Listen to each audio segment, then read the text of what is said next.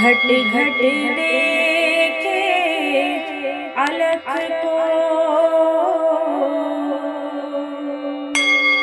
पूछे जात न पाए।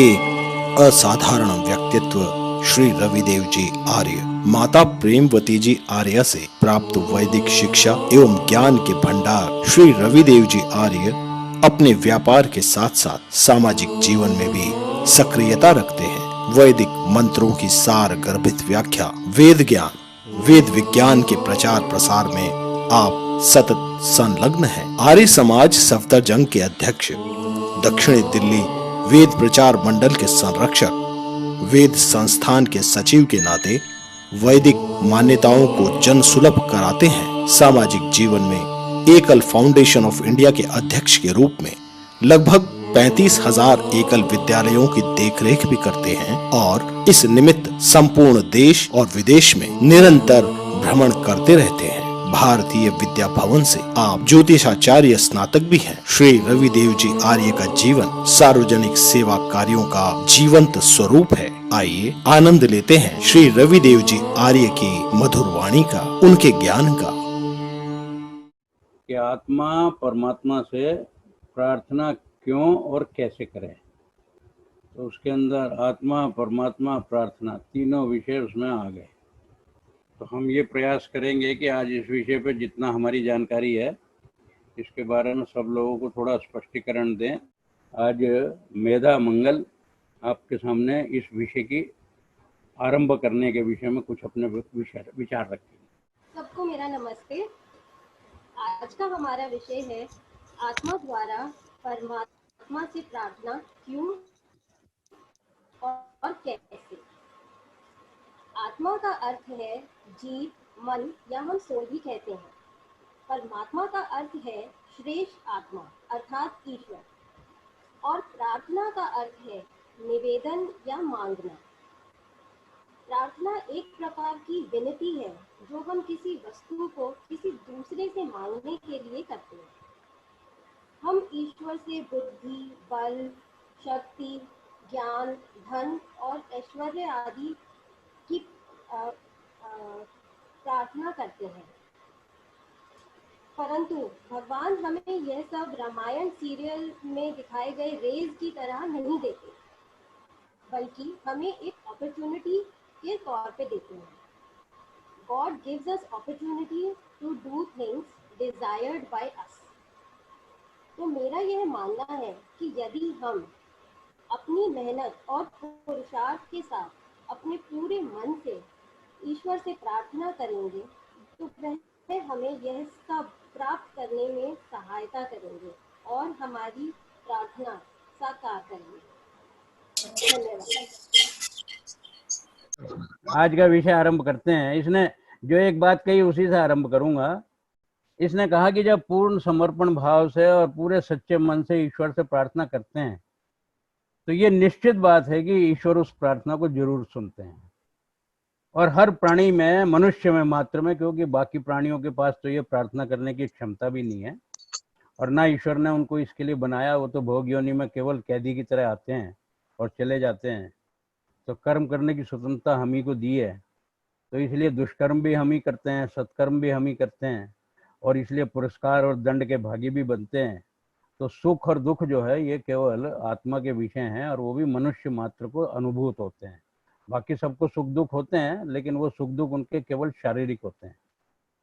मानसिक उनको कभी कभी कष्ट होता है। कसाई के सामने जब पशु जाता है तो उसको मानसिक कष्ट भी होता है।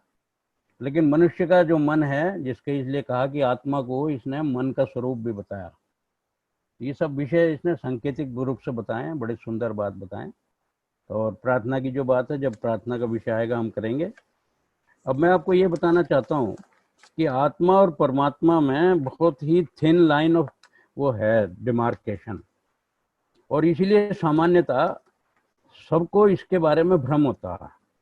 और ये सामान्य व्यक्तियों को नहीं, बड़े बड़े विद्वानों को होता है, क्योंकि उन विद्वानों में आदि शंकराचार्य भी कोई साधारण विद्वान नहीं थे। और उन्होंने जिस तरीके से आदि शंकराचार्य के, आप लोग पढ़ना साहित्य को, जिस ढंग से उन्होंने आरंभ किया, लगता ये था कि वो उसको त्रैतवाद के रूप में ही ले जा रहे थे। लेकिन त्रैतवाद में ले जाते कहीं बीच में रह गई और उनके जो शिष्य हैं उन्होंने उसके गंभीर उसको नहीं लिया। और आश्चर्य की बात यह है कि अद्वैतवादी भी, द्वैतवादी भी और त्रैतवादी भी सभी वेदों का आधार लेते हैं। और मैं अभी आप लोगों को एक वेदों का मंत्र बताऊंगा जो अथर्ववेद में भी है और ऋग्वेद में है। उस मंत्र का सभी लोग आधार लेते हैं, लेकिन हम उसका आधार लेंगे तो हम अपने अनुरूप जो हमारे मन की बात है वो बताने का आपको प्रयास करेंगे। सबसे पहले मैं ये बताऊंगा कि आत्मा और परमात्मा में हमको एक रूपता क्यों नजर आती है। हम इसको कहेंगे कि आत्मा के और परमात्मा के साधर्म है। साधर्म क्या मतलब? दोनों के एक जैसे धर्म। जिस चीजों में इनके धर्म एक नहीं है वो वैधर्म है। तो वैधर्म का मतलब है जिसमें अनुरूपता नहीं है, और साधर्म का मतलब है जो अनुरूपता है। तो सबसे पहले तो हम ये जानें कि आत्मा और परमात्मा में इतना भ्रम होता क्यों है। आत्मा जो है ये भी परमात्मा की तरह अजन्मा होती है, इसका जन्म नहीं होता और इसलिए मृत्यु भी नहीं होती, इसलिए अविनाशी भी है। तो ना वो अजन्मा भी है, अविनाशी भी है, ईश्वर की तरह, परमात्मा की तरह। हम जब ईश्वर शब्द प्रयोग करेंगे तो आप लोग उसको परमात्मा के लिए मान के चलिए। उसी तरह से वो अनादि भी है और अनंत भी है। मतलब ईश्वर के और आत्मा के गुणों में इनमें कहीं अंतर नहीं है। आरंभ से, जब सृष्टि आरंभ की उसी समय ईश्वर ने आत्माओं को बनाया, और इतनी आत्माएं बनाई जिनको हम अपने योनिगत मानते हैं। 84 लाख योनि मानते हैं लोग। हम उसे 84 लाख भी नहीं कहें तो असंख्य भी हैं। तो असंख्य योनियां, असंख्य जातियां बनाई प्राणियों के अंदर। पशु पक्षी की जाति सबकी जितनी भी हैं, और एक मनुष्य की जाति।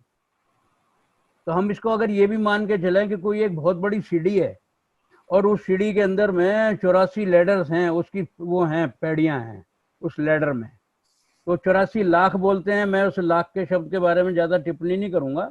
लेकिन अगर 84 लक्ष्य है, लक्ष्य का मतलब जो सामने लक्षित है, तो 84 तरह की फैमिलीज हो सकती हैं। ये केवल हम प्राणियों की बात कर रहे हैं। पशुओं को भी अगर बहुत कैटेगराइज करें तो कई हजारों में नहीं जाके बैठती हैं, क्योंकि कैट अगर है तो एक ही है, उसके अंदर में लकड़बग्गा भी आता है, उसके अंदर में सिया वो भी आता है, टाइगर भी आता है, लायन भी आता है, और भी जो भी उसकी श्रेणी के हैं, और बिल्ली भी आती है। तो इस प्रकार से करें तो हम उस गणना के विषय में आज नहीं पढ़ रहे हैं, ये हमारा विषय नहीं है। तो मैंने ये बताया कि आत्मा और परमात्मा के अंदर में ये भ्रम क्यों होता है, उसके कारण क्या है कि अजन्मा है, अविनाशी है, अनादि अनंत है, और उसी तरह से अलिंग भी है। परमात्मा का कोई लिंग नहीं होता, माता पिता हम उन्हीं को बोलते हैं। ऐसे ही आत्मा भी जिस शरीर में आती है, वो महिला का शरीर है तो वो स्त्रीलिंग, और अगर पुरुष के शरीर में प्रवेश किया तो पुल्लिंग। आत्मा का स्वयं भी अपना कोई लिंग नहीं है। इसी प्रकार से जैसे परमात्मा निर्विकार है, आत्मा भी निर्विकार है, क्योंकि हरेक की आत्मा सत्य और असत्य को जानती है, और हरेक की आत्मा पवित्र ही होती है। दुष्ट व्यक्ति भी उसकी आत्मा तो जानती है, इसलिए आत्मा का स्वरूप कभी भी असत्य नहीं होता है। वो सत्य और असत्य को भी जानने का उसके अंदर में सामर्थ्य होता है। आत्मा के ऊपर में कुछ प्रभाव पड़ जाते हैं, जो संस्कार हैं, जो उसके कारण शरीर में या सूक्ष्म शरीर के रूप में आते हैं, लेकिन वो एक अलग विषय है। और उसका फिर हमारा परिशोधन भी होता है, उसका निराकरण भी हो सकता है, उसके लिए अलग से अभ्यास है।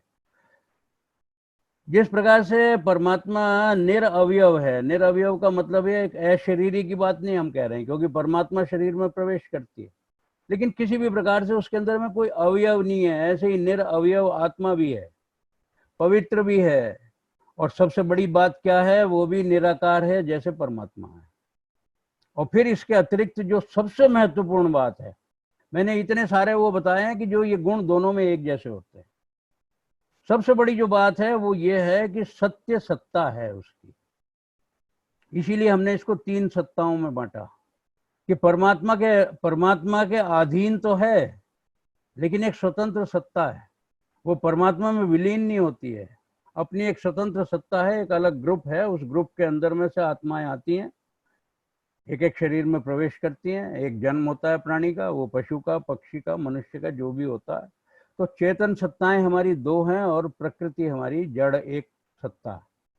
तो 3 सत्ताओं के अंदर में अब बात ये आती है कि फिर परमात्मा के ऐसे कौन से गुण हैं जो आत्मा में नहीं है। इनकी चर्चा करें तो असंख्य है। मैं थोड़ी सी मुख्य विषय बताऊंगा, और इसके बाद में आप लोग स्वयं कल्पना करना कि परमात्मा में कौन कौन से ऐसे गुण हैं जो आत्मा में नहीं है। सबसे पहला क्या है कि परमात्मा सर्वशक्तिमान है। अब मैं जिस जिस बात को कहूंगा उसमें मुझे ये बताने की आवश्यकता नहीं कि ये आत्मा में नहीं है। ये बात स्वतः सिद्ध है कि सर्वशक्तिमान केवल परमात्मा है, आत्मा सर्वशक्तिमान नहीं होती है। उसकी शक्ति जो है अल्प शक्ति होती है, क्योंकि हम सब एक आत्मा है। शरीर में से जो मैं बोल रहा हूं तो ये मेरी आत्मा ही है जो मुखर हो रही है। आप लोग सुन रहे हैं तो आत्मा की वजह से ज्ञानेंद्रिय जो हमारी कर्णेंद्रिय है वो सक्रिय है, इसलिए हम सब जानते हैं कि हमारी शक्ति कितनी सीमित है। तो सर्वशक्तिमान है और सर्वांतर्यामी है, सबके अंतर की बात को जानता है, आत्मा नहीं जानती। सर्वाधार है, सबका आधार एक परमात्मा ही है। आत्माएं जो है वो किसी का आधार बन सकती हैं। जिस परिवार में जन्म लेती हैं उस परिवार के एक आधार बनती हैं। उस परिवार का मुखिया है, उसने उसको शारीरिक आधार दिया या किसी प्रकार से मानसिक आधार दिया या आर्थिक आधार दिया, कोई भी आधार दिया हो, पर सर्वाधार अगर कोई है तो वो एकमात्र परमात्मा है। इसी प्रकार से वो सर्वव्यापक है। इसका मतलब यह सार्वदेशिक है। वो आत्मा एक देशीय होती है। सर्वज्ञ है, आत्मा अल्पज्ञ है। सर्वहितकारी है, वो केवल और केवल हित करती है। और हम लोग आत्मा रूपी जब शरीर के अंदर में आत्मा होती है तो कोई भी प्राणी एक दूसरे का अहित भी करता है। सर्वहितकारी होने का कारण ही नहीं, क्योंकि इच्छा, सुख, दुख और द्वेष ये सब प्रयत्न ये हमारी आत्मा के वो आते हैं, गुण आते हैं। इसी प्रकार से वो सर्वानंद स्वरूप है। परमात्मा केवल और केवल परमानंद आनंद स्वरूप है, सब प्रकार का आनंद। और इसीलिए जीवात्मा का मुख्य जीवन का अंतिम लक्ष्य, जिस प्रकार से नदियों का अंतिम लक्ष्य सागर में समाहित होना होता है, इसी प्रकार से संपूर्ण मनुष्य जाति का अंतिम लक्ष्य मोक्ष को प्राप्त करना होता है। और मोक्ष को प्राप्त करके सर्वदा सर्वदा के लिए आनंद में रहना होता है। ये विषय हम लोगों की चर्चा में हमेशा रहता है। हम लोग सामान्यतः भी किसी के लिए भी बोलते हैं कि हे ईश्वर उनको मोक्ष देना, उनको अपने चरणों में स्थान देना है। क्यों? हम ये औपचारिकता में नहीं कह रहे हैं, ये हमारी सबकी मनुष्य जाति की इच्छा है। उसके लिए हम कितना प्रयत्नशील हैं, कितना प्रयत्नशील नहीं है, वो बात का विषय है। पर सर्वानंद स्वरूप है और सर्वमान्य है। हर आत्मा को हर कोई नहीं मानता है, उसको सब कुछ नहीं मानता है। अगर मानता है तो वो केवल उसको मानता है। सर्वरक्षक है, वो सबकी रक्षा करता है। सार्वकालिक है, आत्मा तो शरीर एक बार में लाती है, कुछ समय के लिए काल के उतना जन्म लिया वापस चलेगी। और परमात्मा तो कभी जन्म लेते ही नहीं है, इसलिए सार्वकालिक है। और इसलिए पिछली बार एक महामृत्युंजय मंत्र के उसमें मैंने प्रसंग में बताया था कि 3 काल जो होते हैं ये आत्माओं के लिए और शरीरों के लिए हैं, ईश्वर के लिए नहीं है। उसको त्रिकालदर्शी कहना ये एक प्रकार की भ्रांति है। वो तो उसके लिए एक ही काल होता है, वो वर्तमान काल ही होता है। उसके लिए ना कोई अतीत होता है, ना उसके लिए वर्तमान है, ना कोई भविष्य है। अगर है तो केवल जन्म लेने वाले प्राणियों के लिए है और जन्म के बाद उनकी मृत्यु होने वालों के लिए। सृष्टिकर्ता वही है, क्योंकि उसी ने सब कुछ बनाया, तो आत्मा उसी के माध्यम से बनी है। सबका राजा है वो, सारी सृष्टि का राजा है। इसलिए सारी की सारी जितनी आत्माएं हैं और जितना भी प्रकृति का ये जड़ जगत है वो सब उसकी प्रजा है। एकमात्र राजा की बाकी सब प्रजा हैं, बाकी सब वो स्वतंत्र है। और हमारी जो आत्माएं हैं वो परतंत्र हैं। उसका प्रमाण क्या है? कर्म करने की स्वतंत्रता तो केवल मनुष्य जाति को दी है, अन्य को तो वो भी नहीं दी है। लेकिन कर्म फल भोगने में हम परतंत्र ही हैं, मनुष्य भी। इसलिए स्वतंत्रता किसकी है? वो केवल परमात्मा की है। कर्म करने की स्वतंत्रता मनुष्य को दी है, क्योंकि उसने सर्वश्रेष्ठ प्राणी बनाना है। लेकिन कर्म के अंदर में फिर उसको परतंत्र रखा है। ये प्रमाण है कि आत्मा जो है ये उसके अंतर्गत आती है। इसी प्रकार से वो संपूर्ण है, जिसको हम मंत्र में बोलते हैं पूर्णमदः पूर्णमिदं पूर्णात् पूर्णमुदच्यते। मतलब एक ऐसी सत्ता है जो पूर्ण ही रहती है, अपूर्ण कभी होती ही नहीं है। और ये आत्मा का गुण तो नहीं है, वो न्यायकारी है।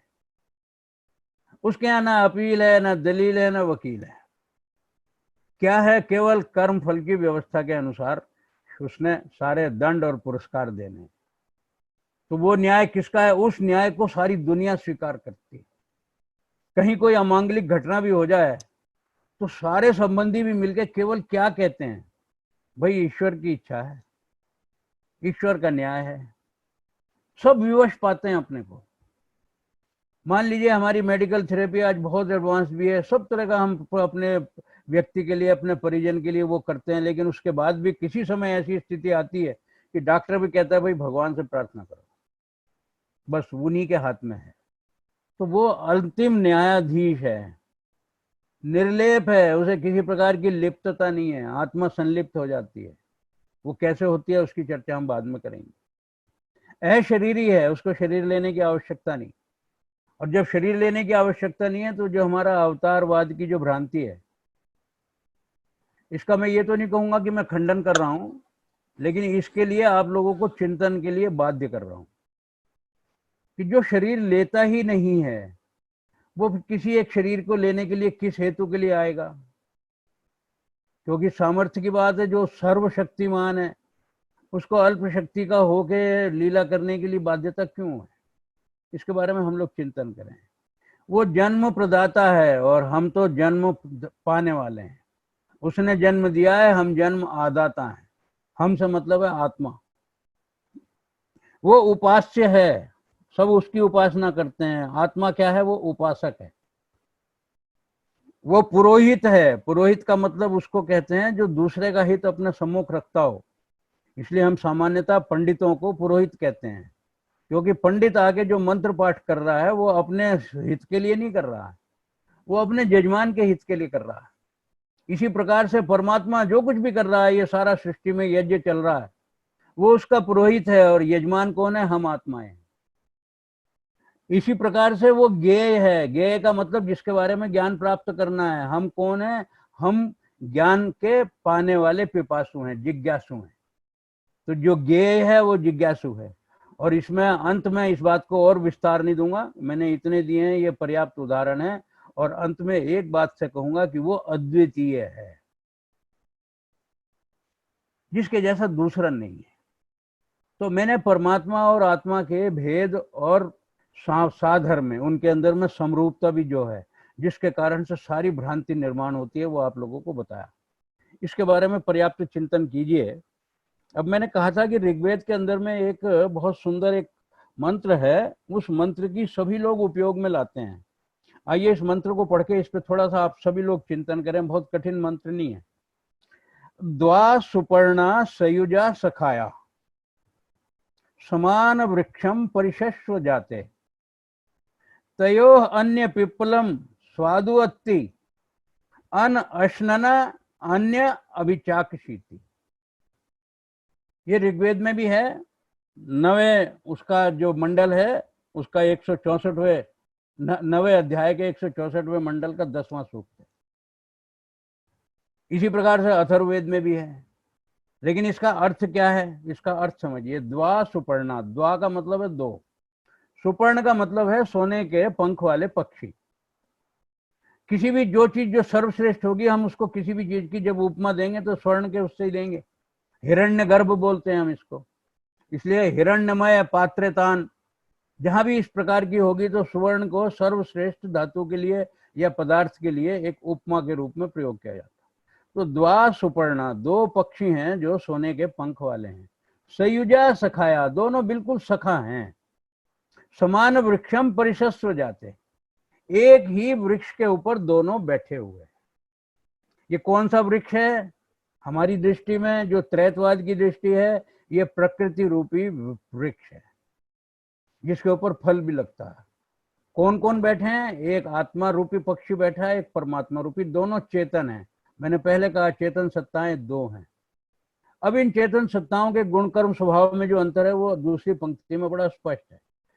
तयो अन्य पिप्पलम स्वादुवत्ति, उनमें से एक तो उसका स्वाद ले रहा है, खा रहा है। वो कौन है? वो आत्मा है।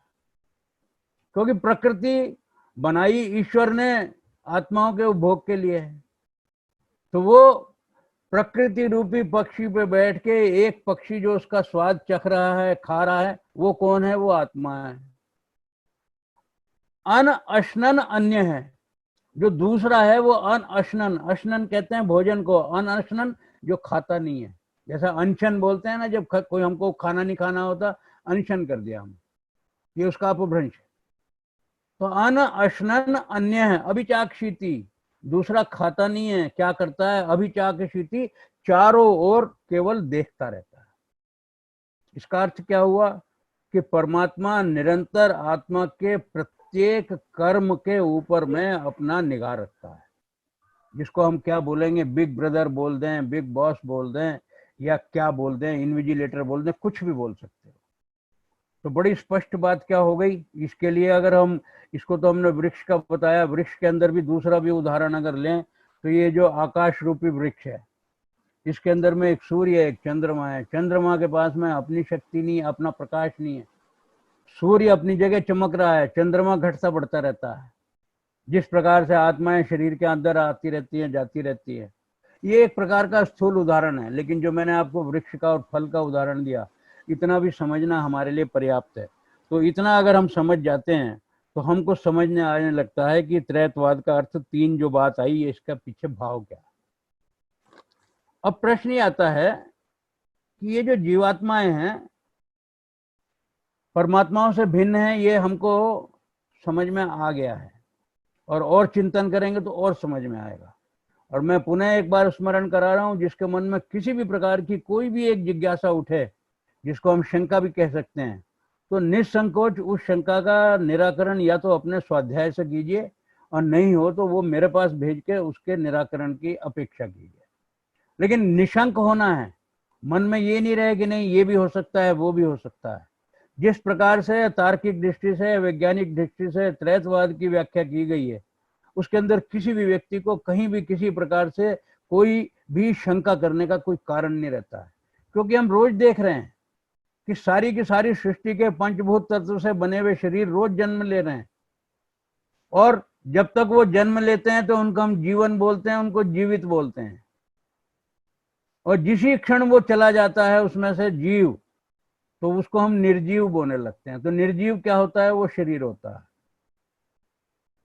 और जब तक उसके अंदर जीव है तो फिर हम उस शरीर को निर्जीव नहीं बोलते। हम आजकल अपने यहाँ आईटी पे आजकल इतना डिजिटल ये सब हो रहा है, वेबिनार हो रहे हैं और सब क्या हो रहा है, एक व्यक्ति हम फोटो के माध्यम से देख रहे हैं तो ये सामने नहीं नजर आ रहा, लेकिन अगर कोई बात कर रहे हैं तो लाइव है। बोलते हैं ना ये लाइव ब्रॉडकास्ट होगा। लाइव का मतलब है कि व्यक्ति स्वयं आके उसी समय बोलेगा, उसी समय आपको सुनाई दे रहा होगा। ये प्रत्यक्ष दर्शन है। लेकिन उसका रिकॉर्डेड है, फाइल फोटो है, और फाइल की रिकॉर्डिंग है, तो वो आ रहा है बाद में, कभी भी आ रहा है। वो तो किसी भी व्यक्ति के जाने के बाद भी आ सकता है। जीवित होने का प्रमाण है, इसीलिए लाइव है। उसके अस्तित्व था, उसका प्रमाण है, तो वो फाइल फोटो हो सकता है। तो इन सब छोटे छोटे उदाहरणों से हम समझें कि जीवन क्या होता है, और जीवन जो है ये किसके अंतर्गत है, कौन इसका नियंता है। तो जितने मैंने ईश्वर के आपको कुछ गुण बताने का प्रयास किया, ये बहुत सीमित बताया। ईश्वर के कई हजार नाम हो सकते हैं, और हजार क्या, अगर इसको कहें तो कितने लाख भी हो सकते हैं। जितने भी काम ईश्वर के माध्यम से होते हैं, उन सबको हम ईश्वर के गुण, कर्म और स्वभाव के अंतर्गत लाते हैं। और महर्षि दयानंद ने जब आर्य समाज की स्थापना की, और उसके अंदर में उन्होंने जो उसमें सबसे पहले नियम बनाए, उस नियम के अंदर सबको मालूम है, उन्होंने ईश्वर के लिए लिखा हुआ है, सर्वशक्तिमान, सर्वव्यापक, सर्वज्ञ, सर्वाधार, अनंत, अजन्मा, लगभग उसके अंदर 20 गुण की चर्चा उसमें है। लगभग उसी तरह के गुणों की चर्चा आज भी हम सुबह आपको इस व्याख्यान के सबसे पहले आरंभ में दे पाए हैं। ये सब इस बात के लिए, प्रमाण के लिए उदाहरण है कि आत्मा में और परमात्मा में बिल्कुल निरंतर एक अलग भेद होता है। वो उसकी प्रजा और राजा का संबंध तो है, पिता पुत्र का संबंध इसलिए है कि वो पिता की भांति सर्वरक्षक है, जन्म प्रदाता भी है। लेकिन सारे के सारे गुण उसके अंदर में, उसके जितने भी ईश्वर के गुण हैं उसके 10% भी गुण नहीं होते आत्मा के अंदर में। कुछ साधर्म के कारण ये भ्रांति होती है। तो अब इस विषय को थोड़ा आगे और हम प्रमाण के द्वारा स्पष्ट करने का प्रयास करें। जीवात्मा का सबसे बड़ा मुख्य गुण क्या है? हर जीवात्मा, वो चाहे मनुष्य की है, चाहे पशु पक्षी की है, किसी भी प्राणी की है, वो केवल और केवल सुख पाने की इच्छा रखता है। कोई भी प्राणी दुख पाने की जरा भी मन में कल्पना भी नहीं करता, और सुख पाने की इच्छा करता है तो उसके लिए क्या करता है? प्रयत्न करता है। और आत्मा की सबसे बड़ी, एक बहुत बड़ी जो विवशता है, बिना शरीर में प्रवेश किए उसको किसी भी प्रकार से क्रिया करने की कोई सामर्थ्य प्राप्त नहीं होती। आत्मा अपने आप में इसीलिए उसको कहा गया है कि अल्प शक्ति वाली है, और शरीर तो स्वयं अल्प शक्ति वाला है। तो अल्प शक्ति शरीर के अंदर एक अल्प शक्ति वाली आत्मा आके अगर प्रवेश करती है तो वो दोनों एकाकार हो गए। लेकिन सर्वशक्तिमान होती तो उसको फिर शक्ति की, उसके शरीर की आवश्यकता ही क्यों थी? तो एक एक बात से, प्रमाण से, उदाहरणों से सिद्ध होता है, बिना शरीर से युक्त हुए ना क्रिया करने की सामर्थ्य है, ना भोगने की सामर्थ्य। तो पशु पक्षी प्राणी के रूप में भी भोगने की सामर्थ्य बिना शरीर के नहीं है, और क्रिया करके कर्म करना, जो करना, जिसकी स्वतंत्रता मनुष्य मात्र को मिली है, वो भी उसके अंदर में सामर्थ्य नहीं आएगी। कब आएगी? जब केवल शरीर होगा। और शरीर किसके अंदर में, शरीर में जो प्रवेश करेगा वो जीवात्मा होगा। किसकी व्यवस्था से करेगा? वो परमात्मा की व्यवस्था। अब जीवात्मा के अपने कुछ स्वाभाविक गुण हैं। स्वाभाविक गुण क्या है? उसको तीन तो बड़े प्रमुख हैं। इच्छा है उसके अंदर प्राप्त करने की, और जब प्राप्त करने की इच्छा के लिए पुरुषार्थ करता है, और पुरुषार्थ करने के बाद मान लीजिए कहीं जरा भी उसको लगता है किसी से कोई बाधा उपस्थित हो रही है, तो उस व्यक्ति के प्रति उसके मन में, स्वभाव में द्वेष उत्पन्न होता है। तो इसलिए कहते हैं इसको इच्छा, द्वेष, और साथ में तीसरा जो है स्वाभाविक गुण है वो प्रयत्न है। ये स्वभाव है आत्मा का, इन तीनों से वो बच नहीं सकता है। पर इनका निराकरण के लिए हम क्या करते हैं? इच्छा रखना, ये तो जीवित होने का प्रमाण है। उसके अनुरूप प्राप्त करने की इच्छा रख के पुरुषार्थ करना, ये भी आवश्यक है। ये मनुष्य भी करते हैं और पशु पक्षी भी करते हैं, सब प्राणी करते हैं। कोई पुरुषार्थ में कमी नहीं करता है। बात कर्म की स्वतंत्रता की है, वो एकमात्र विषय है जो प्राणी मात्र से हमको भिन्न करता है, और इसीलिए बुद्धि का संयोग हमारे पास ज्यादा है। तो इसलिए कुछ विशेषताएं हैं अन्य विशेषताओं के अलावा, जो कहते हैं ना कि वो बिल्कुल कि निद्रा, भय, निद्रा, नैथुनम, और ये सब जो आहार, ये पशु में और मनुष्यों में बराबर होता है। तो इसलिए केवल एक क्या बात है, उसमें धर्म एक विशेष है जो उनके अंदर में नहीं होता, मनुष्य में होता है। पर मनुष्य, उनके अपने स्वाभाविक धर्म होते हैं, और मनुष्य के धर्म स्वाभाविक भी और नैमित्तिक भी दोनों होते हैं। अब यहाँ पर जो हमारे यहाँ पे जो प्रार्थना का विषय आएगा, उसका थोड़ा सा संकेत मैं दे रहा हूँ। जब द्वेष की बात आती है, तो द्वेष किस लिए है? कि हमारी जो प्राप्ति के अंदर में कोई बाधा आई, तो किसी भी व्यक्ति से हमारा द्वेष हो गया, द्वेष हमारे लिए कष्ट का कारण हो गया, हमारी आत्मा को कष्ट दे रहा है। जिससे द्वेष है उसको भी कष्ट का कारण दे रहा है। तो हमारे यहाँ पे संध्या के अंदर में मनसा परिक्रमा मंत्रों में प्रावधान ऋषि दयानंद ने किया, वेदों से लेके, योस्मान द्वेष्टि यम वयम द्वेषमस्तम वो जम्बे दद्म। इतना सुंदर निराकरण उन्होंने दिया है कि 6 दिशाओं में परिक्रमा करके जिससे भी हमको लगे कि हमको द्वेष है, वो मनुष्य से भी हो सकता है, किसी भी प्राणी से हो सकता है। तो उसके लिए क्या करें? आप अपने मन को दुखी करें, उसको भी दुख दें, इसके बजाय एक समाधान है, योस्मान द्वेष्टि यम वयम, जिससे हम द्वेष करते हैं या जो हमसे द्वेष करते हैं। योस्मान द्वेष्टि यम वयम द्विष्म स्तंभो जम्बे दद्म है। जम्बे दद्म, जम्बे दद्म है, आपके जो जबाड़े हैं जो आपके, उसके अंदर में हम उनको दग्ध करने के लिए देते हैं। इसका मतलब यह है कि सर्वोच्च न्यायाधीश आप हैं, ना मैं किसी से द्वेष रखूं, ना मेरे से कोई द्वेष रखे। अगर हम रखते हैं तो हम ये दोनों के दोनों द्वेष आपके न्याय पे छोड़ते हैं, और उसके बाद हम निश्चिंत हो जाते हैं। मनुष्य को समाधान के लिए इससे ज्यादा और सुंदर और उपाय क्या हो सकता है? क्योंकि कभी भी समझाना होता है तो आत्मा को अपने मन को ही समझाना होता है, जिस मन की चर्चा अभी इसने की है, मेधा ने। क्योंकि आत्मा जो है, इसके अंदर में मन, हमारी ज्ञानेंद्रिय, कर्मेंद्रिय और उनका शासक मन है, और मन और बुद्धि से अंतर्गत होकर सीता आत्मा के साथ जुड़ाव होता है। तो फिर हम अपने मन को समझाएं तो किस तरीके से समझाएं? एक ही उससे समझाएं कि ईश्वर आपके न्याय पे छोड़ दिया। फिर हम अपने आप से कोई प्रयास नहीं करते, ना उसको दंड देने का प्रयास करते, ईश्वर के दंड पे छोड़ दिया। ईश्वर की दंड व्यवस्था पे अगर हमको विश्वास हो तो, और जहाँ सामान्यता नहीं होता है, आजकल हम देख रहे हैं ना परिस्थितियां, हम देखते हैं अखबार में मॉब लिंचिंग की घटनाएं आजकल बहुत आती हैं। ये मॉब लिंचिंग की घटनाएं क्यों हो रही हैं? जिससे समाज को द्वेष हुआ है, जिस व्यक्ति को अपराधी सामने दिख रहा है, मन में एक विश्वास नहीं है कि हमारे न्यायालय जल्दी से न्याय देंगे। उसके लिए न्यायालय कितने दोषी हैं इसकी चर्चा हमारा नहीं करनी है, लेकिन प्रमाण है साथ है। लोग इतने अधीर हो जाते हैं कि इस व्यक्ति को जिंदा छोड़ दिया, पुलिस में दे भी दिया तो कुछ नहीं होने वाला है, न्याय नहीं मिलेगा, मिलेगा भी तो 20 साल बाद मिलेगा, बलात्कारी को भी नहीं मिलता 10-10 साल। तो इसलिए लोग क्या करते हैं, विश्वास जब उठ गया न्याय पे से तो स्वयं न्याय करते हैं, तुरंत उसको मार के खत्म करने की व्यवस्था करते हैं। ये समाज के अंदर विकृति किस लिए हुई कि जो न्याय व्यवस्था है उस पे से विश्वास उठ गया। लेकिन ईश्वर की न्याय व्यवस्था पे से जिस दिन विश्वास उठ जाएगा तो उसका छोटा सा प्रतिरूप हमारे यहाँ उस न्याय व्यवस्था में सर्वोच्च न्यायालय को अभी भी माना जाता है। उसको अभी भी ये माना जाता है कि सर्वोच्च न्यायालय वास्तव में आज भी न्याय का अधिष्ठान है। तो जिस दिन तक ये परंपरा रहेगी तो ये सृष्टि के अंदर में प्रजातंत्र सुरक्षित रहेगा।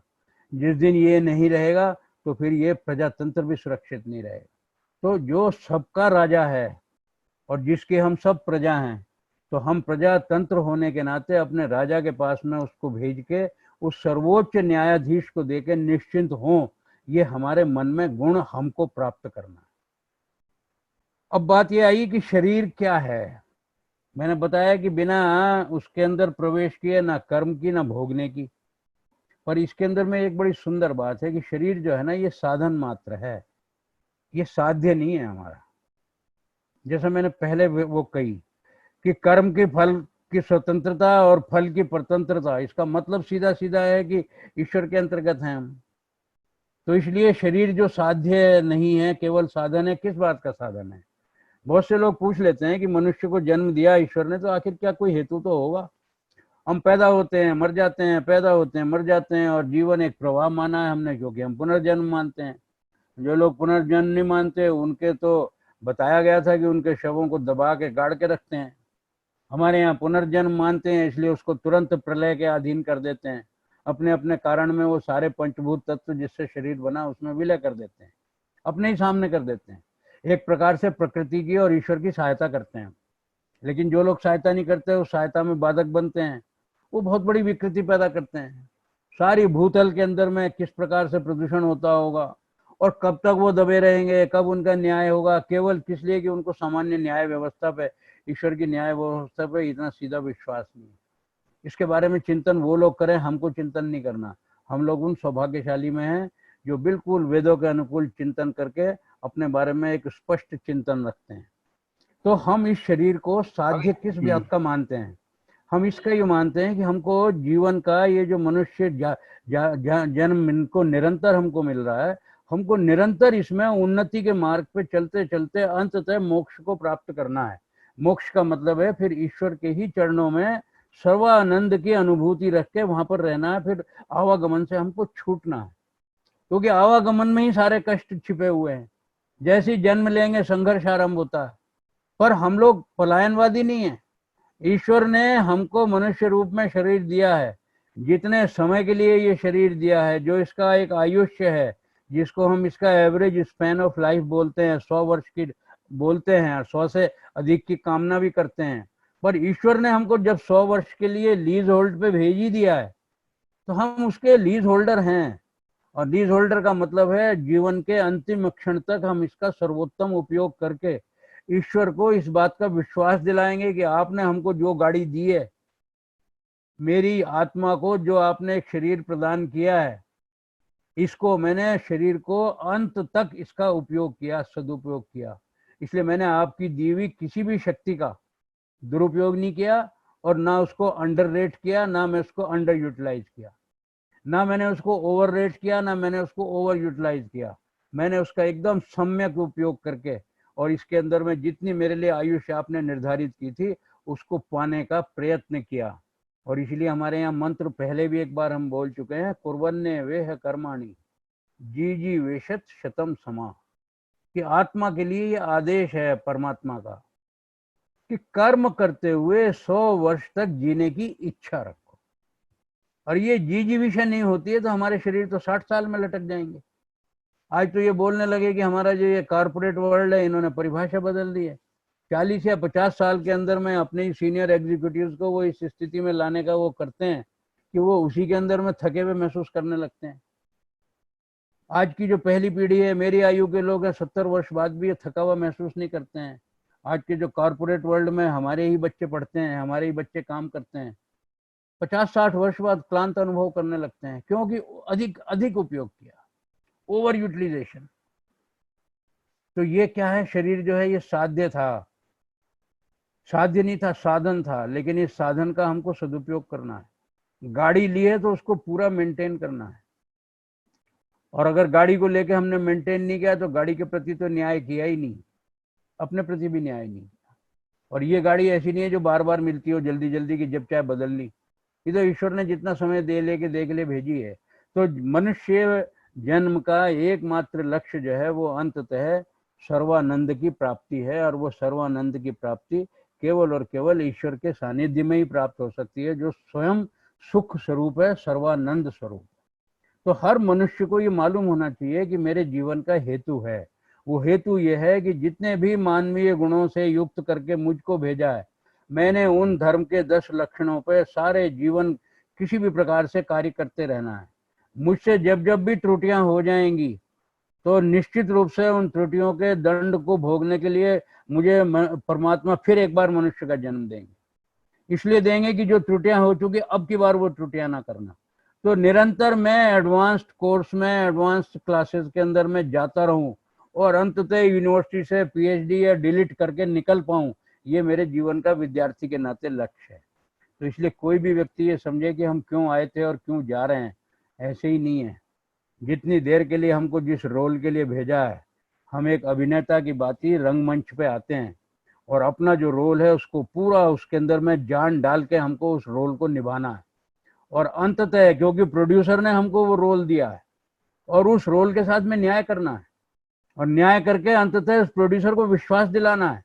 जिस विश्वास के आधार पर आपने मुझको ये रोल दे के भेजा था मंच पे, मैंने उसको पूरा किया है आपकी आशा के अनुरूप। ये हर आत्मा का पहला कर्तव्य बनता है कि परमात्मा को सब प्रकार से प्रमाण देने का सामर्थ्य प्राप्त करें। अब परमात्मा की प्रश्न ये आता है कि जब इतना ही सब कुछ है और हम उसके आधे हैं, तो परमात्मा की भक्ति भी करनी है। बंधुओं, भक्ति जो है ये एक बड़ा विचित्र विषय है। भक्ति किसको कहते हैं? संस्कृत के अंदर किसी भी चीज को अगर बांटते हैं तो उसे कहते हैं इसको विभक्त कर दिया। अगर संस्कृत थोड़ी सी भी पढ़ी हो, जिसने भी पढ़ी हो, हाई स्कूल तक भी पढ़ी हो मेरे जगह, तो मालूम है कि हमारे यहाँ पे कुछ उसके अंदर में धातुओं की विभक्तियां होती हैं, प्रथम विभक्ति, द्वितीय विभक्ति। तो ये विभक्तियों का अर्थ क्या है कि बांटना, किसी भी चीज को विभक्त करना। विभक्त करना क्या है?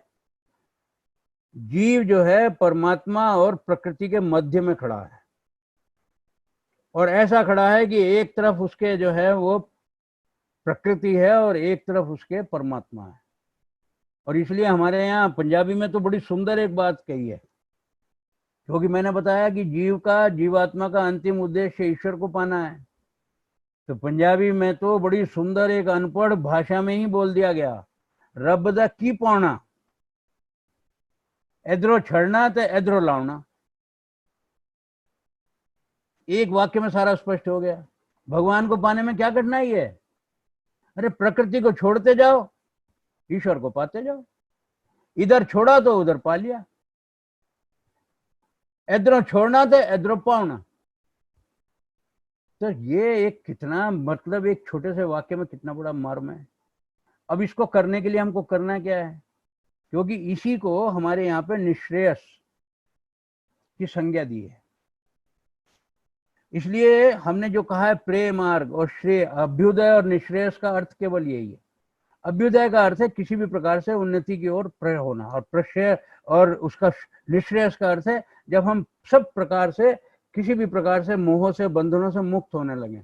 तो प्रेय मार्ग प्रकृति की ओर जाने वाला मार्ग है, श्रेय मार्ग ईश्वर की ओर जाने वाला। तो हमको भक्ति के अंदर केवल और केवल इतना करना है कि हमारी जो इंद्रियां जो इतनी चंचल हैं, इन चंचल इंद्रियों को किसी भी प्रकार से प्रकृति से थोड़ा सा हटा के, जिसको हम चित्त वृत्ति का निरोध कहते हैं। योग का ये हमारे यहाँ सबसे पहला एक वो है, इसके अंदर में अष्टांग योग में कहा यही जाता है, बार बार यही बात आती है तो उसको क्या करना है, इधर के योग से वियोग करा के प्रकृति से, और संयोग किससे कराना है, ईश्वर से कराना है। तो जो भक्त इस प्रकार से प्रकृति और ईश्वर के बीच में बटा हुआ है, वो विभक्त है प्रकृति में और उसमें। उसको भक्त होना है, क्या होना है कि एक तरफ होना है। केवल प्रकृति की तरफ जाएगा तो फिर वो मनुष्य कहलाने का अधिकारी नहीं रहेगा, फिर तो वो सामान्य प्राणी हो जाएगा। लेकिन अगर ईश्वर की ओर जाने का होगा तो मनुष्य जीवन की सार्थकता उत्पन्न करेगा। तो इसलिए भक्त का अर्थ है किसी भी प्रकार से प्रकृति से अपने मोह को कम करके ईश्वर की ओर लगाना, इसको भक्ति कहते हैं। अब भक्ति ईश्वर की ओर लगानी है, बार बार इस गुणों की चर्चा हो रही है कि ईश्वर निराकार है, उनका कोई शरीर नहीं है। तो उनके शरीर कैसे हैं, ईश्वर के सारे शरीर हैं, असंख्य शरीर हैं। जितना भी चेतन जगत है वो सारा का सारा ईश्वर का शरीर है, क्योंकि सब ईश्वर की संतान है। और जब ईश्वर की संतान है तो ईश्वर की भक्ति कैसे करनी है, ईश्वर की तो हम सीधे सीधे कुछ नहीं कर सकते। तो ईश्वर की जितनी संतानें हैं उन सब की भक्ति करनी। तो इसलिए सारे प्राणी मात्र की सेवा करनी, सारे वंचित मनुष्य मात्र की सेवा करनी, अभावग्रस्त की, ये ईश्वर की भक्ति है। कोई व्यक्ति, मैंने पहले भी चर्चा की थी कि ये दंभ भरे कि मैं ईश्वर को जाके कुछ भी कहूंगा कि जी मैं आपको ये चढ़ा दूंगा। किस बात का दंभ भरेंगे, दिया हुआ तो ईश्वर का ही है। क्या चीज चढ़ाओगे, फूल चढ़ाओगे तो फूल भगवान ने पैदा किए हैं, जल चढ़ाओगे तो जल भी भगवान ने ही पैदा किया है।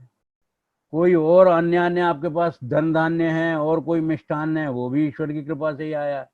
जो लक्ष्मी आपकी जेब में आई है वो भी ईश्वर की कृपा से आई है। जब ईश्वर का दिया हुआ शरीर भी आप ही का ईश्वर ने दिया है, क्या चीज ऐसी है जो आप ईश्वर को दे सकते हो। जिस ईश्वर से हम केवल ले ही ले सकते हैं, जिसको हम दे कुछ नहीं सकते, उसको हम फिर क्या देने का दंभ भरते हैं, इसके बारे में विचार करें। इसलिए कभी भी असावधानीवश, नादानीवश, अज्ञानतावश हम ये कहें भगवान को हमने ये चढ़ाया, चिंतन करें कि क्या हमारे इस वाक्य के अंदर असावधानी नहीं झलक रही है, क्या इसके अंदर में हमारा अभिमान पुष्ट नहीं हो रहा है, हमारे अंदर का अहंकार पुष्ट हो रहा है कि मैंने ईश्वर को चढ़ाया। जिस ईश्वर ने मुझे एक एक सब कुछ दिया है, मेरे सारा एक एक प्राण का जो एक एक क्षण क्षण है जो ईश्वर के अंतर्गत है, उसकी उसमें नियंत्रण में है, और मैं उसको कह रहा हूं मैंने चढ़ाया। इसलिए बात एक ही कही गई कि भक्ति जो है ना, भक्ति करने का मतलब दो तरह का है। भक्ति का मतलब है पूर्ण समर्पण, और इसके लिए हमारे यहाँ दो मार्ग निर्दिष्ट किए हैं। एक मार्ग तो है भक्ति मार्ग और एक है ज्ञान मार्ग। बंधुओं, इसके अंदर में थोड़ा सा आधारभूत अंतर है। भक्ति मार्ग के अंदर में बहुत ज्यादा पढ़ने की, ज्ञान की आवश्यकता नहीं, क्योंकि ईश्वर को ही प्राप्त करना है, पूर्ण समर्पण से भी पा सकते हैं। और जब हम इतने विवल हो गए ईश्वर से कोई भी बात के लिए कहते हैं, तो ईश्वर तो अंतर्यामी है, उसकी तो संतान सब प्रकार की हैं, ज्ञानी भी हैं, अज्ञानी भी हैं, सब प्रकार के हैं। माँ बाप के बच्चे जो हैं पढ़े भी होते हैं, अनपढ़ भी होते हैं, सब होते हैं। जिसके पास में बुद्धि की बहुत सामर्थ्य नहीं है वो क्या करता है, माँ बाप की सेवा तो वो भी करता है। जिसके पास बहुत सामर्थ्य है वो कुछ और तरीके से करता है।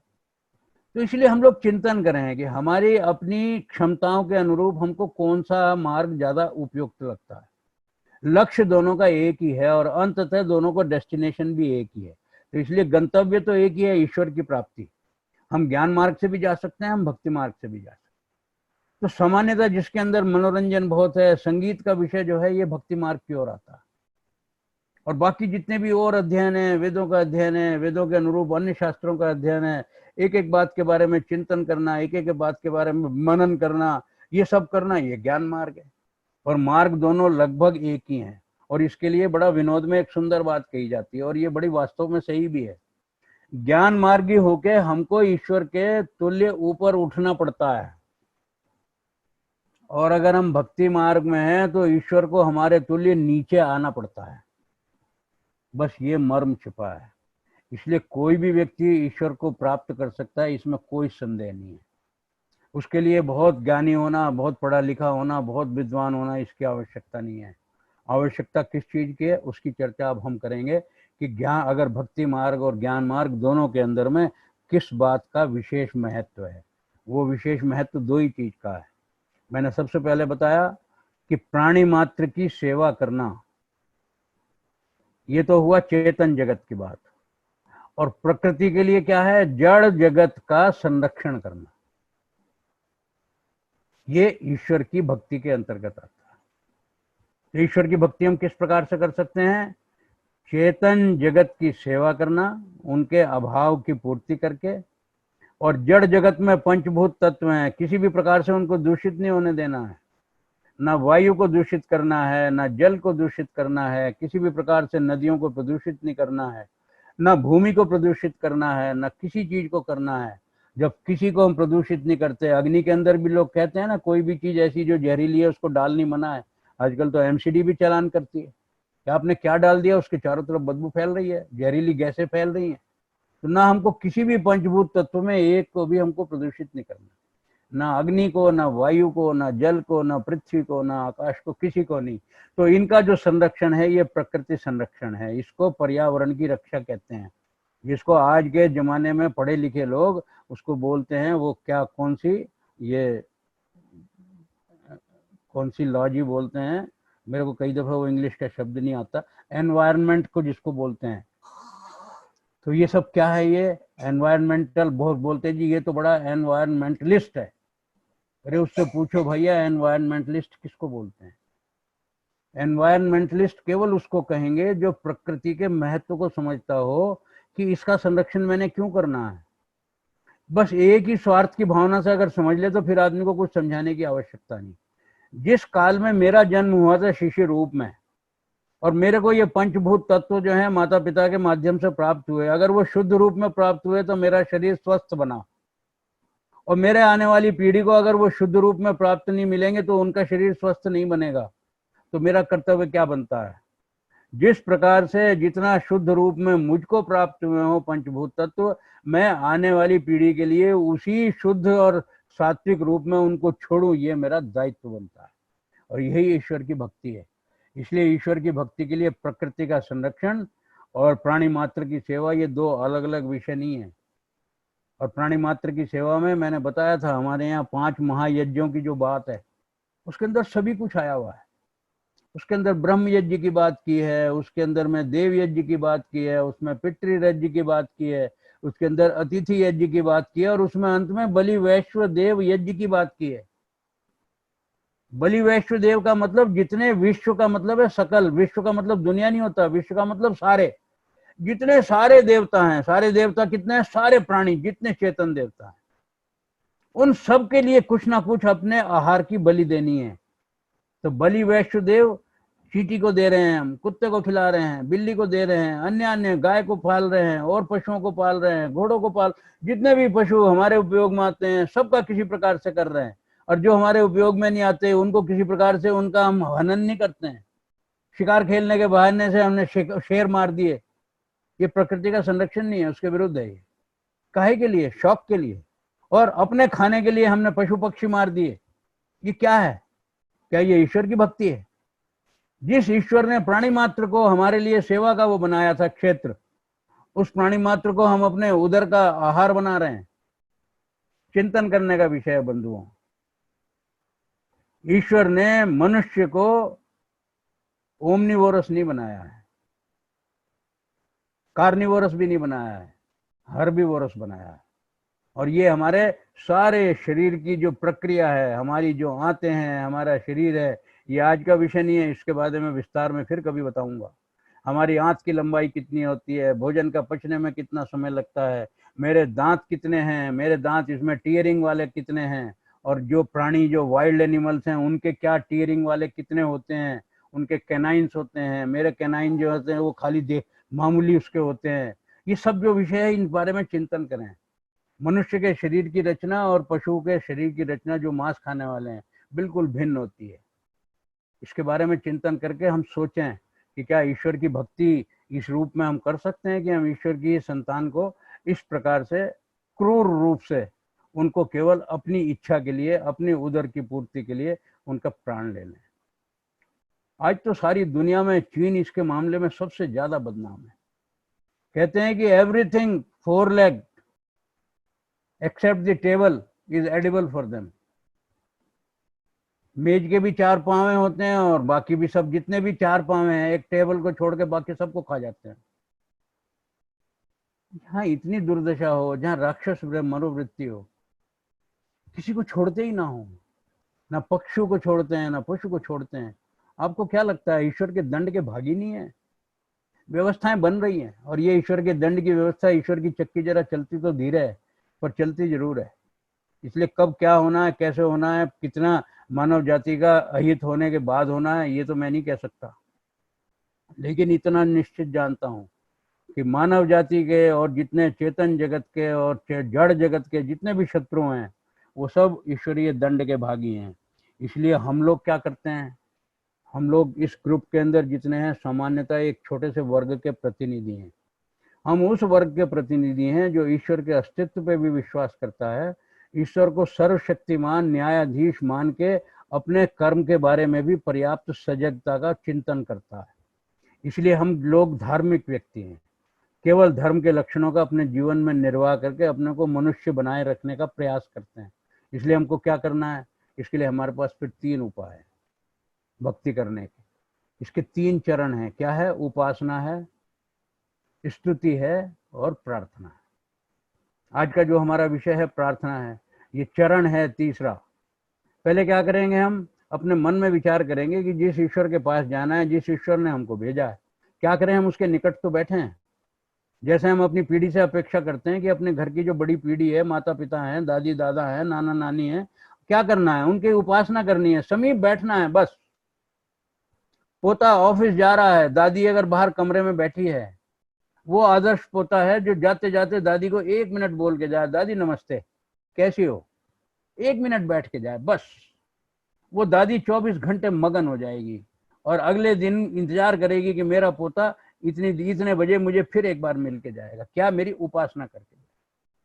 मुझे आज एक बड़ा सुंदर दृष्टांत याद आ रहा है, अपने जीवन की घटना बता रहा हूं। मैं सहारनपुर में जब घर से निकलता था दुकान के लिए, तो दादी ज्यादातर बाहर बड़े उसमें ड्राइंग रूम में या बाहर बरामदे में बैठी होती थी, और मेरा एक स्वभाव था कि मैं दादी से थोड़ी बहुत मजाक करके निकलता था। दादी के डब है और चोखा, हाँ चोखा, सब भाई यही चाहिए, और क्या चाहिए। बड़ी खुश, वो भी खुश, मैं भी खुश। एक दिन मैं ऐसे ही बाहर से आया और मैंने उनको ध्यान नहीं दिया, मैं अंदर चला गया। मैंने स्पष्ट सुना दादी ये बोल रही हैं, देख लिया उन्होंने कि ये गया है अंदर, मेरे से बिना बोले गया है, तो बोल रही हैं अंदर, जैसे वो बड़बड़ाते हैं, आया ना होगा रवि, आवे तो बात करके जावे, बोल के जावे, बिना मिले ना जावे। और मुझे कान में पड़ गई, मुझे एकदम लगा कितना बड़ा अपराध हुआ मेरे से। मेरी सुबह से प्रतीक्षा कर रही है वो कि आएगा, मुझे बोल के अंदर जाएगा, और मैंने जरा सी असावधानी बरती, पता नहीं किस ध्यान में होऊंगा, तुरंत वापस आया। मैंने कहा दादी मेरे से गलती होगी, मैं आ गया हूं, मैं आ गया। बंधुओं, उपासना इसी को कहते हैं। हर माता पिता यही चाहते हैं कि मेरी संतान सब प्रकार से तो मेरा ध्यान रखे, भोजन का, वस्त्र का, लेकिन मेरे से 2 मिनट बात भी करे। बस इस 2 मिनट बात करने को उपासना कहते हैं। और ये उपासना जो है, ये समीप बैठने का केवल हमारा निरर्थक नहीं है, इसलिए हम इसको योगासन के माध्यम से करते हैं। और योगासन के माध्यम से क्या करते हैं, हम केवल ईश्वर को जानने का प्रयत्न करते हैं। उपासना का अर्थ क्या है? आप बुजुर्गों के साथ 1 घंटा रहो तो आपको पता लग जाता है इन बुजुर्गों का जीवन कैसा गया, इनके आदर्श क्या थे, इनकी सोच क्या है, हम उनको जानने लगते हैं। हम दो रात किसी के साथ रह जाए तो हम कहते हैं आपके सानिध्य में तो हमको बहुत कुछ मालूम हुआ। एक दूसरे के बारे में वास्तविक स्वरूप का पता लग जाता है। महीनों से भी, सालों से जानते हो, नहीं पता, अगर 2 रात इकट्ठे रहते हो। शादी ब्याह में क्यों इकट्ठे होते हैं? इसलिए होते हैं, एक दूसरे को जानने के लिए, एक दूसरे के समीप बैठने के लिए। एक दूसरे को जानते हैं तो गुण अवगुण की चर्चा हो जाती है, पता लग जाता है। तो आत्माओं के तो गुण अवगुण हो सकते हैं, परमात्मा के तो केवल गुण ही गुण होते हैं। तो इसलिए हम क्या करते हैं, परमात्मा के समीप बैठने के लिए थोड़ा सा अपना ध्यान केंद्रित करते हैं। और किस बात पर ध्यान केंद्रित करते हैं? ईश्वर को जानने का प्रयत्न करते हैं। उसके लिए जितने भी मार्ग हैं हमारे उसके अंदर में, योग के अंदर में, अष्टांग योग में, उन सब की चर्चा मैं नहीं करूंगा, आप सब लोग उसका अध्ययन करके जानते हैं। उसमें यम, नियम, आसन, प्राणायाम, प्रत्याहार, समाधि, ध्यान, ये सब जो कुछ भी है सबको मालूम। ये क्या है? क्रमिक चरण है। तो मैंने क्या बताया, उपासना का अर्थ क्या हुआ समीप बैठना, गुणों का चिंतन करना और उसके माध्यम से ईश्वर को जानने का प्रयत्न करना। अब इसके अंदर में एक बात जरा सी मैं सब लोगों को बड़ी विनम्रता से कहना चाहता हूं। जिस समय हम उपासना का समय में बैठ गए हैं, उसी समय में हमारे घर की एक घंटी बजी, उठ के खड़े हो गए, पहले घंटी बात कर रहे हैं। जरा आप सोचिए कि मान लीजिए आप अपने किसी बॉस के पास खड़े हैं और बाहर से आपके किसी दोस्त ने एक सीटी बजाई और आपको बाहर बुलाया, तो क्या बॉस को छोड़ के बाहर चले जाएंगे? एकदम लगेगा नहीं, बॉस नाराज हो जाएगा। इसलिए दोस्त का जवाब भी नहीं देंगे। मोबाइल की घंटी बज गई, क्या उस समय उस मोबाइल को तुरंत साइलेंट रख के जाएंगे? नहीं तो तुरंत साइलेंट मोड पे ले आएंगे। क्योंकि हम ईश्वर की उपस्थिति का अगर आभास स्वयं करने का प्रयास कर रहे हैं, तो फिर हम दूसरे की तरफ ध्यान क्यों देंगे? ध्यान अगर दे रहे हैं तो हम ईश्वर के प्रति अपराध कर रहे हैं। इसका मतलब यह है कि जो उसकी महत्ता है उसको घटा रहे हैं अपनी दृष्टि में। इसके बारे में हमको सावधानी बरतनी है, और ये सामान्यतः हम सबसे होता है। उस समय टेलीफोन की घंटी आ जाए तो हम टेलीफोन सुनना पहले आवश्यक समझते हैं। घर के अंदर में कोई और काम आ जाए, किसी ने आवाज लगाई, इसलिए कोई भी व्यक्ति जब उपासना में बैठा है, घर के हर व्यक्ति का ये कर्तव्य बनता है कि उसको टोके नहीं। ये उसका स्वयं का कर्तव्य बनता है कि कोई उसको आवाज भी दे तो उसका जवाब नहीं दे। इसलिए घर के अंदर में एक अघोषित मर्यादा होनी चाहिए। इसके अंदर किसी को ना बुरा मानने का कारण है, किसी को नाराज होने का कारण है, लेकिन एक अघोषित मर्यादा हो घर के अंदर में। जब कोई भी व्यक्ति ईश्वर की प्रार्थना के लिए, उपासना के लिए बैठा है, ना कोई उसको आवाज देगा, डिस्टर्ब करेगा, ना वो किसी के प्रति अपनी जरा भी सजगता दिखाएगा तो केवल और केवल एकाग्र होकर ईश्वर का चिंतन करेगा। ये उपासना के विषय में आया। अब उपासना का दूसरा चरण क्या है? अब उपासना में तो हम बैठ गए, हमको समझ आ गया कि ईश्वर का हमारे को अब उसकी सामीप्य का आभास होने लगा। और जब सामीप्य का आभास होने लगता है तो हमको ये लगने लगता है जब चारों तरफ है, अंग संग है, और जब हम कण कण में बोलते हैं ईशावास्यम इदम सर्वम यत्किंच जगत्याम जगत, तो जब कण कण में व्याप्त है तो वो चारों ओर है हमारे। केवल क्या है कि हमने उसकी उपस्थिति के लिए केवल अपने मन को एकाग्र किया है। अब हम उसकी उपस्थिति को अनुभव करने लगे। जैसे बच्चा माँ की गोद में आते ही उसकी उपस्थिति को अनुभव करता है। कैसे करता है? उसने खाली उसके हाथ के स्पर्श से भी करता है। ये तो हम शरीर से जुड़े हुए हैं, इसलिए हाथ का स्पर्श चाहिए, पर यहाँ तो निराकार को निराकार से जुड़ना है। क्योंकि हम प्रार्थना में बैठे हैं तो उस समय हमारी आत्मा जो है वो शरीर को सब प्रकार से इंद्रिय निरोध करके एक काम पे लगा रही है। तो मुझे अपनी आत्मा को परमात्मा के साथ जोड़ने के लिए जो भी प्रयास करना है, वो प्रयास में बैठ के उस आसन में करूं। तो उसके अंदर में अब मुझको करना क्या है? अब मुझे स्तुति करनी है। यहाँ पर एक बड़ी महत्वपूर्ण बात है।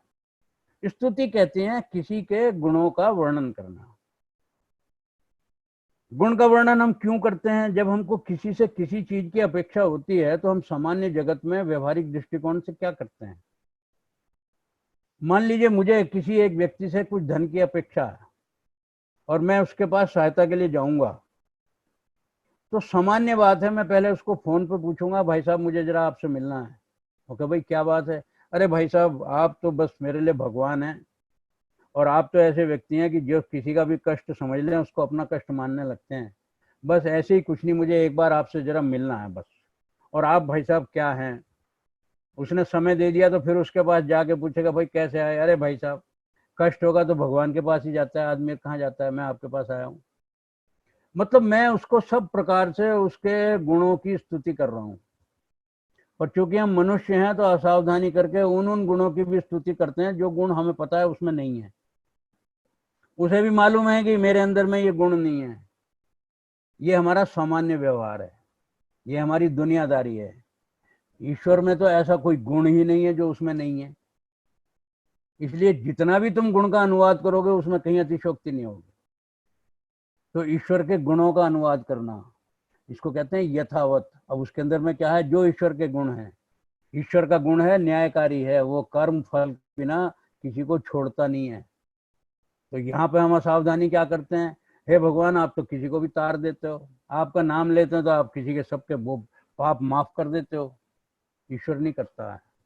इसलिए स्तुति के अंदर में ये स्तुति नहीं है, क्योंकि ये गुण का यथावत अनुवाद नहीं है। हम इस सावधानी को बरतें, और इस सावधानी को बरतेंगे तो हम सत्य के निकट रहेंगे और ईश्वर के निकट होने का हमको एक अवसर मिलेगा। और जैसे ही ईश्वर को ये लगने लगे ये तो झूठ बोल रहा है, मेरे में ये गुण बता रहा जो है नहीं, मेरे में ये सब बातें कह रहा है जो मेरे में नहीं है, और मुझे क्या समझ रहा है मुझे नहीं मालूम है। आप किसी मनुष्य को तो बहका सकते हैं क्योंकि उसका अहंकार पुष्ट होता है, ईश्वर तो निरहंकार है, उसको कोई अहंकार पुष्टि नहीं होती है। इसलिए स्तुति का बड़ा सीधी मर्यादा है, बिल्कुल गुणों का यथावत वर्णन। और जब हम ये करते हैं तो फिर हम उस तरह के उपालंब नहीं देते हैं। उपालंब क्या है? आपने मेरा ये काम कर दिया, मैं आपको 1.25 मनी चढ़ाऊंगी। आपने मेरा ये काम कर दिया, मैं यहाँ आके ये धागा बांध के गई थी, अब खोल के जाऊंगी। ये काम आपने कर दिया, मैं आपके लिए ये चढ़ाऊंगी, मैं सोने का छत्र चढ़ाऊंगी, मैं ये करूंगी, मैं वो करूंगा, मैं ये करूंगा। ये क्या कर रहे हैं? हम सौदा कर रहे हैं, कॉन्ट्रैक्ट कर रहे हैं। बंधुओं, ईश्वर से तो सौदा नहीं कर सकते। विचार करें हम। मैं किसी भी बात का कहीं भी वो नहीं कर रहा हूं कि किसी भी बात को ये कह रहा हूं कि ऐसा क्यों करते हैं। हम केवल इसलिए करते हैं कि असावधानी के कारण करते हैं। हम ईश्वर की सामर्थ्य को समझते नहीं है। हम ये भी भूल जाते हैं कि ईश्वर मेरे अंतर्यामी होने के कारण मेरे मन के हर बात को समझ रहा है।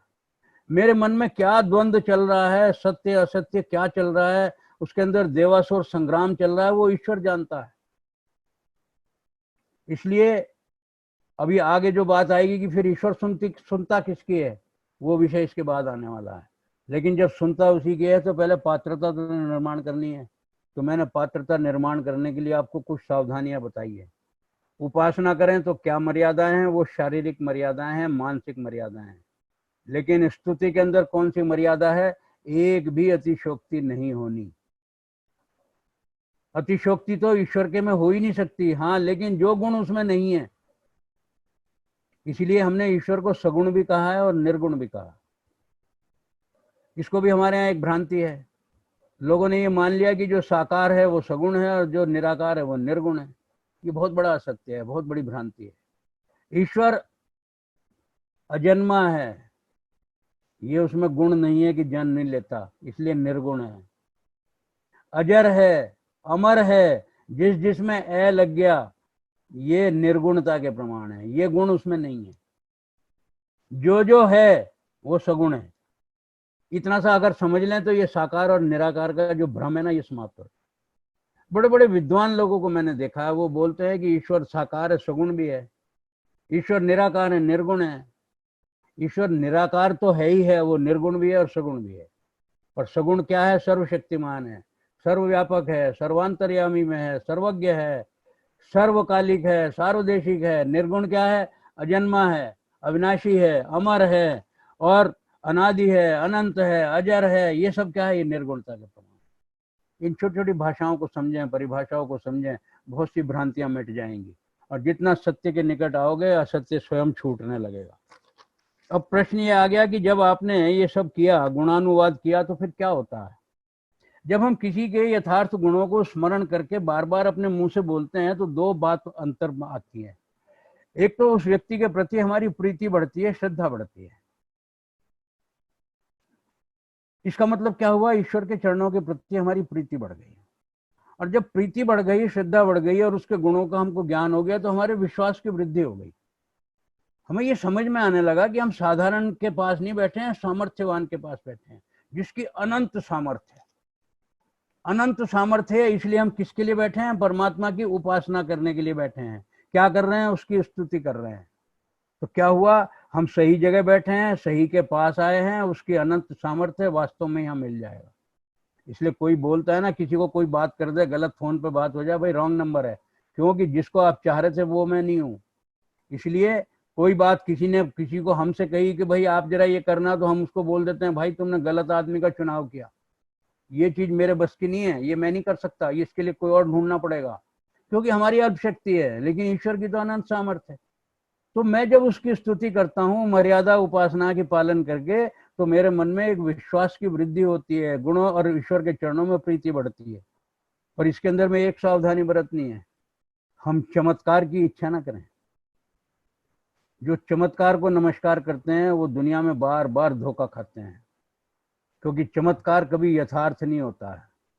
जिन्होंने ऐसे हाथ किया और उसके अंदर में वो भस्म आ गई, और ऐसे हाथ किया तो उसमें कोई आभूषण आ गया, और ऐसे कुछ किया तो ये आ गया। ये चमत्कार से अधिक कुछ नहीं है, जादूगर भी करता है। इसलिए कोई अगर बहुत ऐसा विद्वान व्यक्ति करता है तो मुझको लगता है कि वो कहीं ना कहीं अन्याय कर रहा है अपने भक्तों के साथ। इसलिए भक्त को ईश्वर की सामर्थ्य पे विश्वास करके चमत्कार की नहीं, पुरस्कार की इच्छा करनी चाहिए। तो जब इतना कुछ हो जाएगा तो अब हम इसके अंतिम चरण पर आज के व्याख्यान के आते हैं, और इस व्याख्यान को हम बहुत जल्दी समाप्त करेंगे। प्रार्थना का विषय अगले किसी व्याख्यान में थोड़ा और विस्तार में लेंगे, लेकिन आज इसके मूल विषय में बताना चाह रहा हूँ। जब हमने उपासना कर दी, पर्याप्त आसन हमारा सिद्ध हो गया, स्तुति हमने कर दी, जितने हमारे मन में ध्यान आए हमने सब कर दी, तो फिर हम क्या करेंगे? अब हम प्रार्थना करेंगे।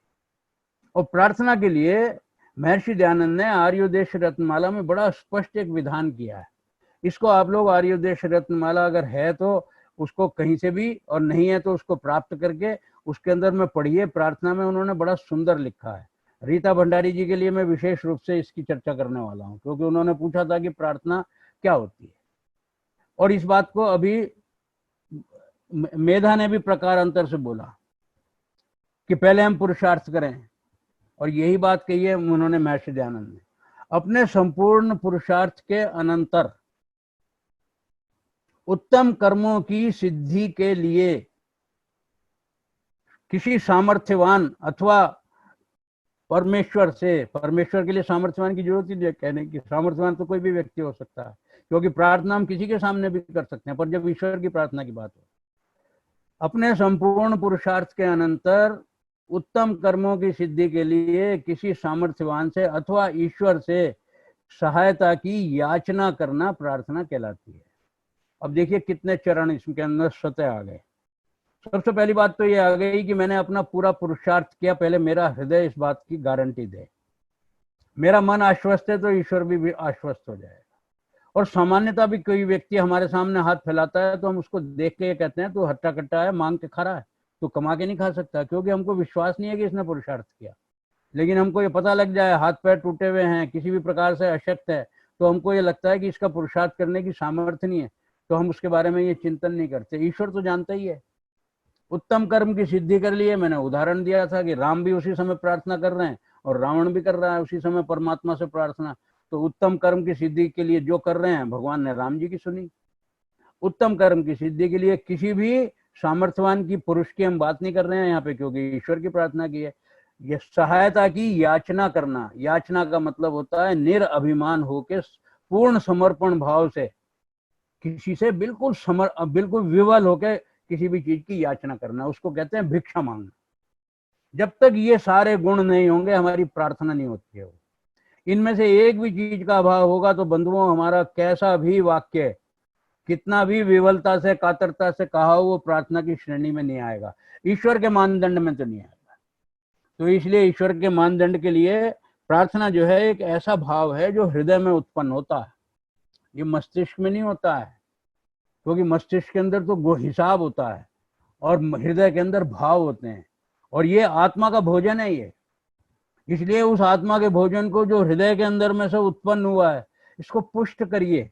और क्या करिए? पवित्र हृदय से, पूर्ण समर्पण भाव से ईश्वर से याचना करिए। और इसलिए हमारे यहाँ एक बड़ा सुंदर है, झोली मेरी तांगे है, उसके यहाँ कोई कमी नहीं। मेरी झोली में ही आता नहीं है, क्योंकि मैं पूर्ण समर्पण भाव से कहता ही नहीं हूँ। इसलिए उसने कहा जब पूर्ण समर्पण भाव से करते हैं तो ईश्वर जरूर सुनते हैं। तो इसलिए हमको करना क्या है? मांगना नहीं है, पुरुषार्थ के अनंतर याचना करनी है।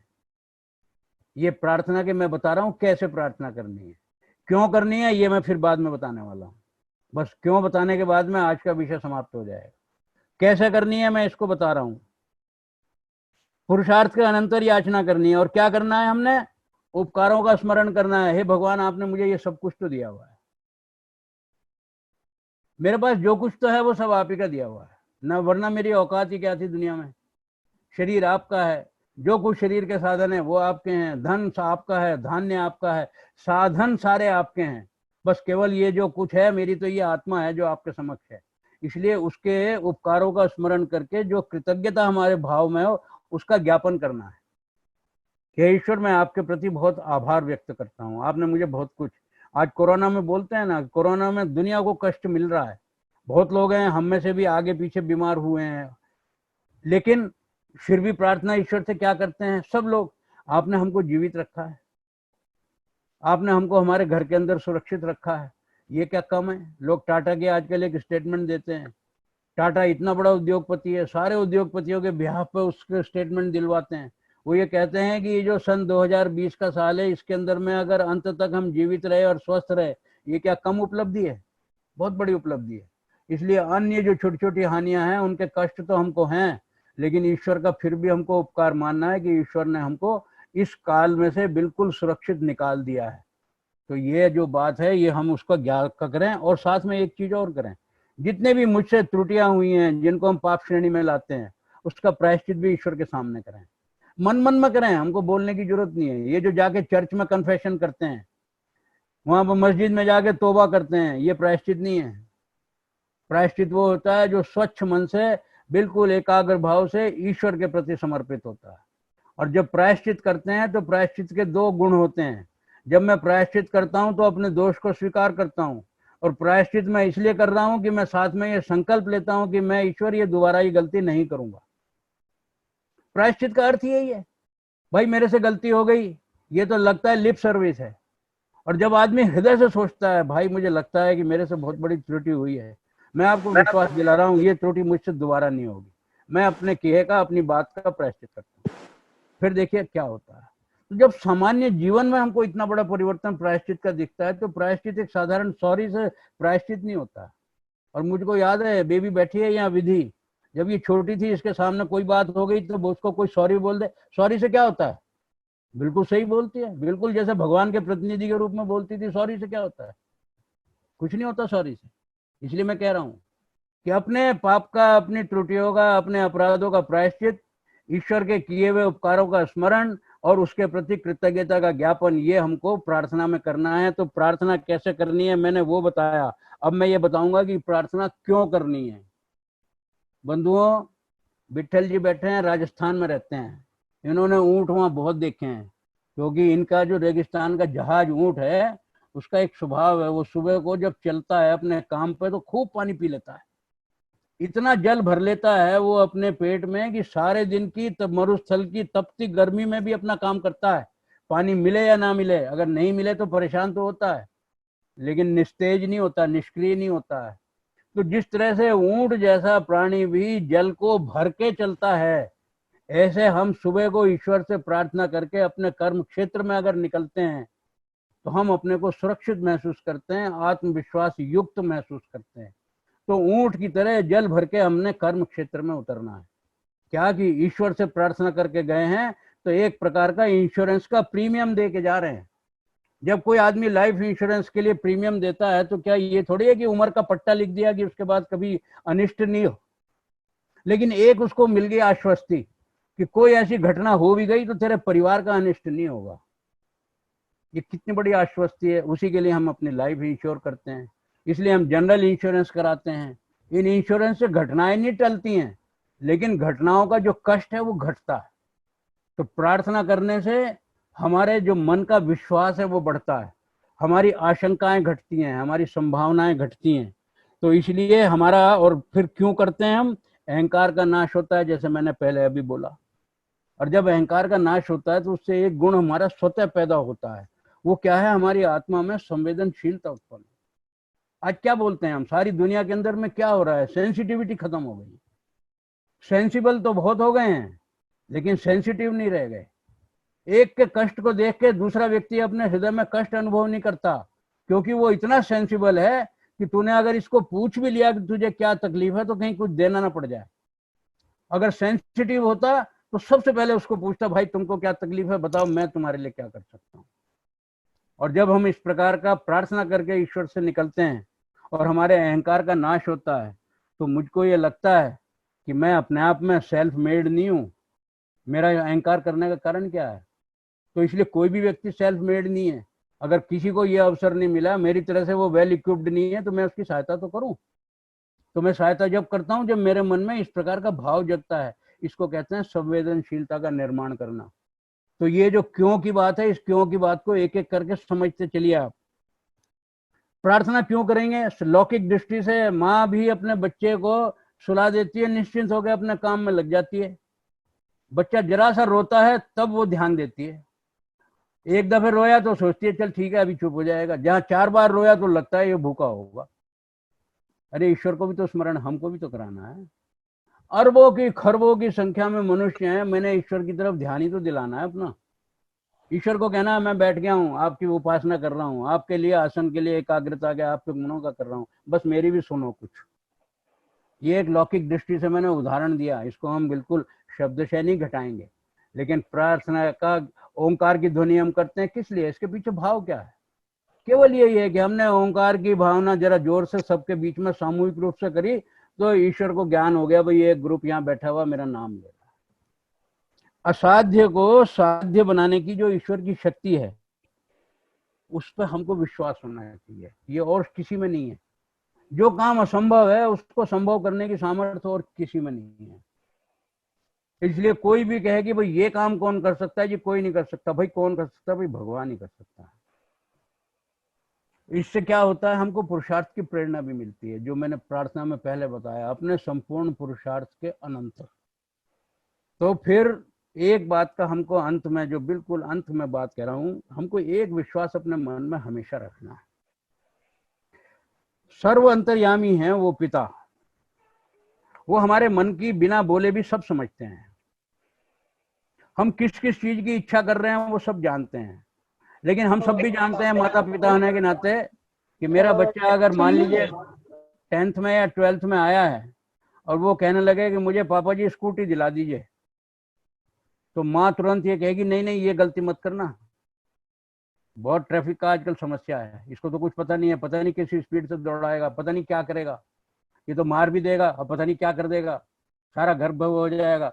वो कितना भी रोए धोएगा, दोनों अगर दोनों की सलाह एक है, हाँ अगर माँ और पिता की सलाह एक नहीं है तो फिर गड़बड़ हो जाएगी, उसका फायदा तो उसी संतान को मिलना है।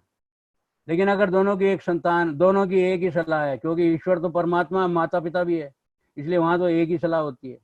वो जानता है किसके लिए क्या हितकारी है क्या हितकारी नहीं है। इसलिए बिल्कुल दयालु के रूप में, माता पिता के रूप में हमारी उन सारी अपेक्षाओं को आकांक्षाओं को पूर्ति करता है जो वो हमारे लिए हितकर समझता है, और जिनको हमारे लिए वो हितकर नहीं समझता है उसकी सामान्यता नहीं करता है।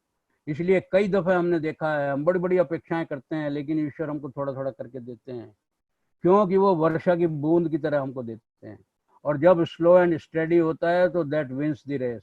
और जिसको अचानक अनायास टूट के पड़ता है, और जिनके घर में अनायास वृष्टि होती है, उनकी बर्बादी भी बहुत जल्दी होती है।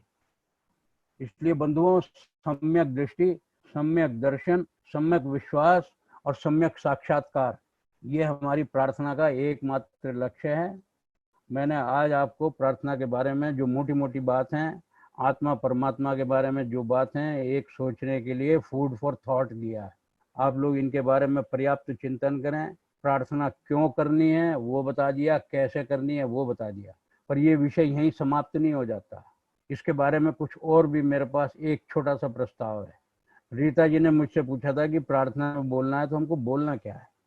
मैंने ये बताया कि जितने जितने मैंने ये गुणानुवाद किए हैं, इन गुणानुवाद के लिए, स्तुति के लिए ईश्वर के जो सत्य गुण हैं, जिस जिस मंत्र के अंदर, जिस जिस भजन के अंदर, जिस जिस गीत के अंदर आपको ये सत्य गुणों की चर्चा मिले, वो सब उसकी स्तुति में बोलिए, कोई जरा सा भी कष्ट का कारण नहीं है।